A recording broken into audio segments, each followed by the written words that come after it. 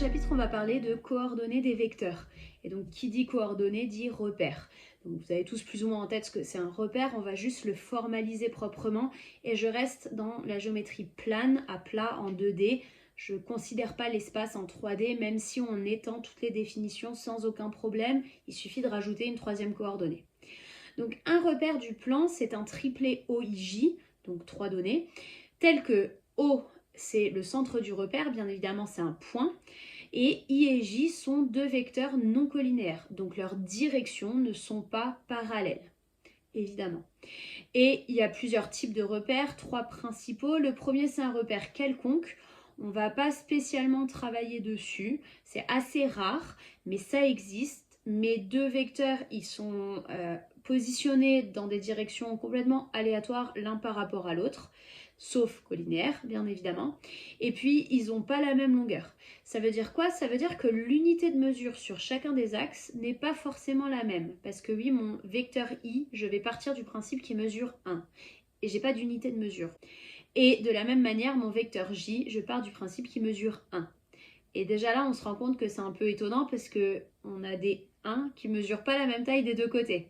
Donc ça complique un petit peu les choses, d'où le fait qu'on ne va pas très souvent utiliser ce genre de repère pour de la géométrie vectorielle. Ensuite, on a un repère orthogonal. On reconnaît le mot orthogonal de la vidéo précédente où les deux vecteurs doivent avoir des directions perpendiculaires qui va donner le nom au repère. Et là encore, mes deux vecteurs n'ont pas la même longueur. Et ça, c'est pas utilisé souvent en maths, mais si on sort de la géométrie vectorielle, c'est quelque chose qu'on utilise assez fréquemment. Par exemple, vous voulez tracer un graphique qui représente le nombre de pièces produites chaque heure par une machine sur une journée donnée.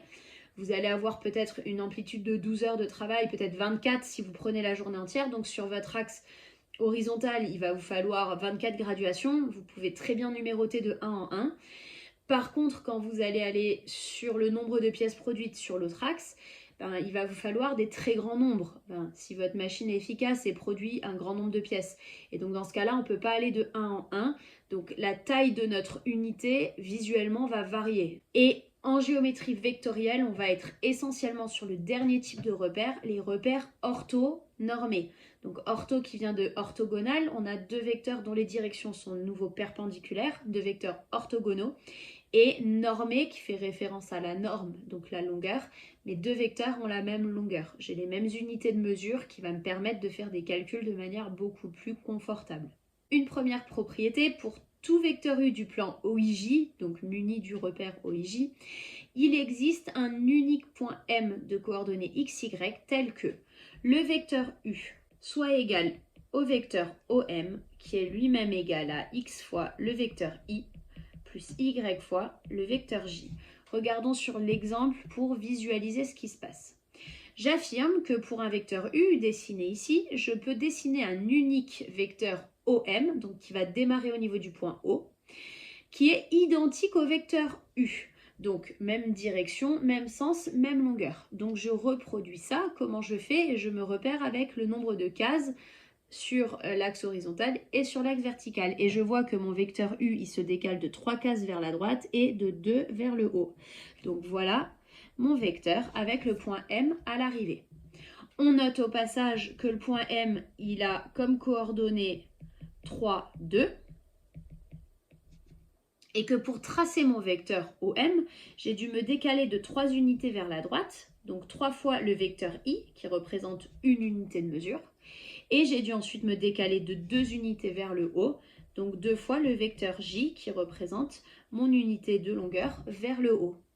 Et donc, si je veux conclure en écrivant les choses proprement, je vais marquer que mon vecteur OM, il est égal à 3 fois le vecteur I plus 2 fois le vecteur J, ce qui signifie bien que le vecteur U qui lui est identique, il a exactement les mêmes coordonnées. 3 unités sur le premier axe, 2 unités sur le deuxième axe. Et donc je peux le noter comme ça, 3 unités sur le premier axe, 2 sur le deuxième axe. Alors vous remarquez que les coordonnées du vecteur, je les note en colonnes. Ça me permet de distinguer des coordonnées d'un nombre. Mais ça, c'est pas très pertinent comme argument. Ça va surtout faciliter tout un tas de calculs et vous en serez convaincu à la fin du chapitre normalement.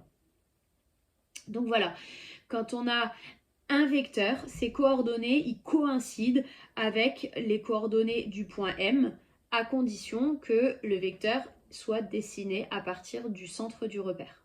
Voilà, on va réinvestir ça à la fin de la vidéo. Une propriété, soit U de coordonnées xy et V de coordonnées x', y' de vecteurs et k un nombre réel, alors j'affirme que si je veux les coordonnées du vecteur somme U plus V, il me suffit d'additionner les coordonnées de U et de V, et que si je prends un certain nombre de fois le vecteur U, k fois U, il me suffit de multiplier ces coordonnées par k.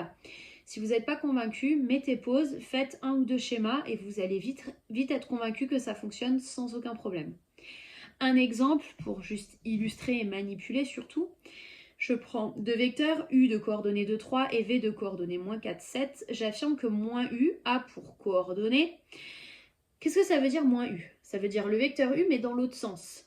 Donc au lieu de me décaler de 2 vers la droite, je vais me décaler de 2 vers la gauche. Donc je vais dans la partie négative, ça va me donner moins 2. Et exactement pareil pour l'autre axe.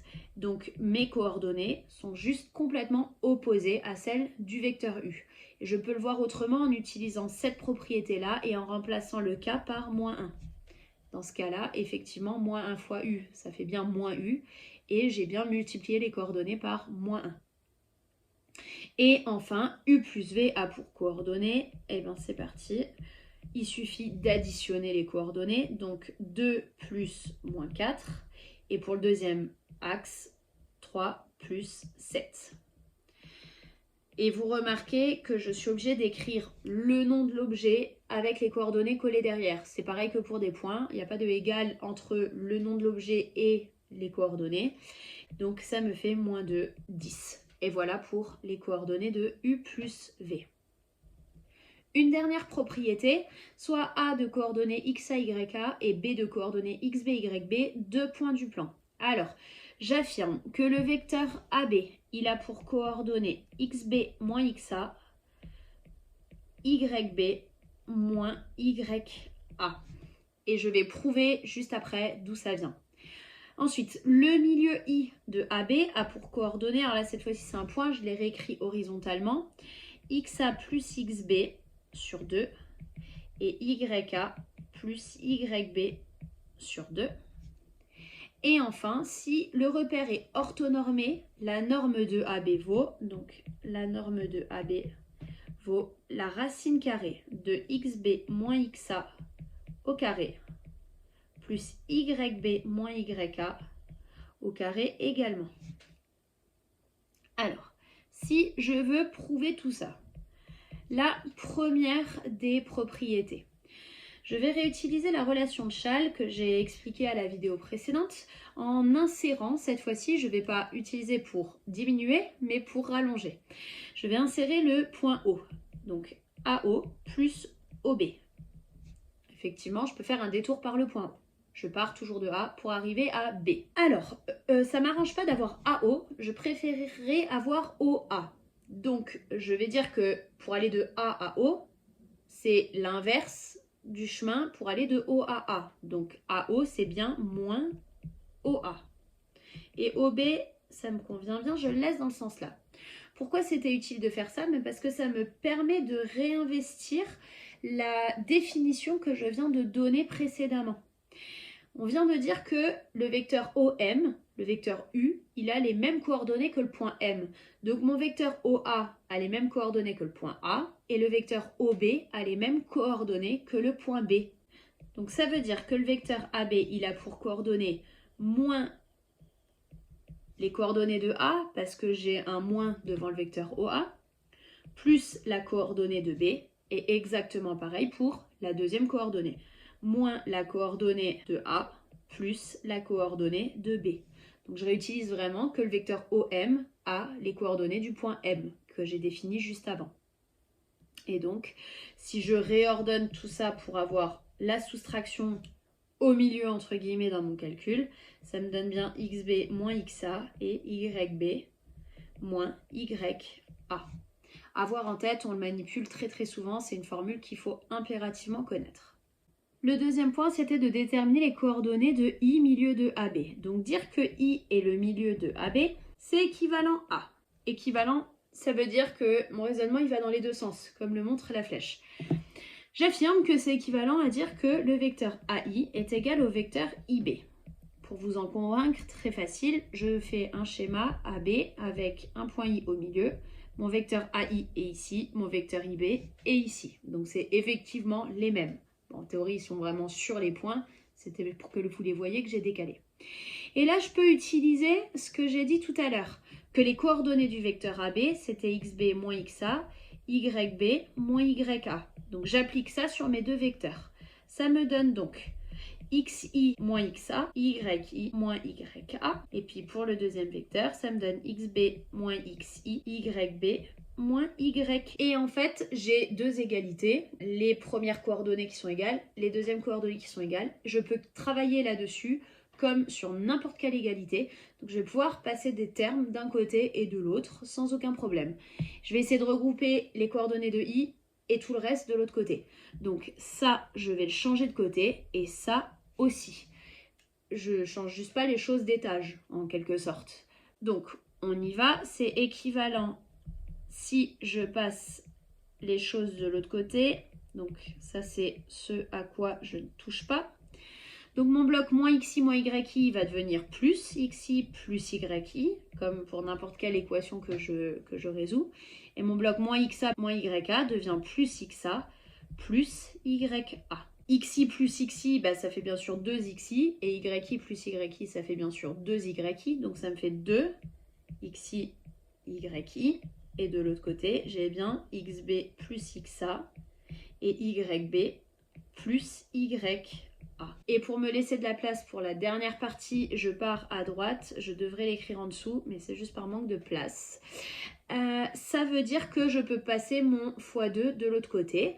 Et donc, je me retrouve avec xi, yi, qui est égal à xb plus xa sur 2 et YB plus YA sur 2, puisque j'ai un x2 qui devient un divisé par 2 en passant de l'autre côté, évidemment. Voilà pour la deuxième propriété. Et la dernière, c'était calculer la norme du vecteur AB. Donc pour ça, je vais commencer par un dessin. Mon vecteur AB, le voilà. Sa norme, c'est sa longueur. Et donc, on a expliqué au début de la vidéo que ici, j'avais la première coordonnée du vecteur AB. On l'a écrite ici, c'est XB moins XA. Et ici, on a la deuxième coordonnée du vecteur AB, YB moins YA. Encore une fois, je la vois là en haut. Et bien, ça me fait un triangle rectangle, si j'ai bien projeté correctement. Et donc, je peux appliquer le théorème de Pythagore. Donc, on reprend les bases de collège. Donc, la longueur AB, autrement dit, la norme du vecteur AB, au carré, puisque Pythagore, c'est bien des égalités de carré, c'est égal à la somme des deux côtés qui sont adjacents à l'angle droit. Donc, la première longueur, c'est XB moins XA au carré. Et la deuxième longueur, c'est YB moins YA, que je mets au carré pour appliquer le théorème de Pythagore. Et donc, si je veux juste la norme de AB, il faut donc que je prenne la racine carrée de XB moins XA au carré plus YB moins YA au carré. Et donc, c'est une application directe du théorème de Pythagore qui me donne ce résultat.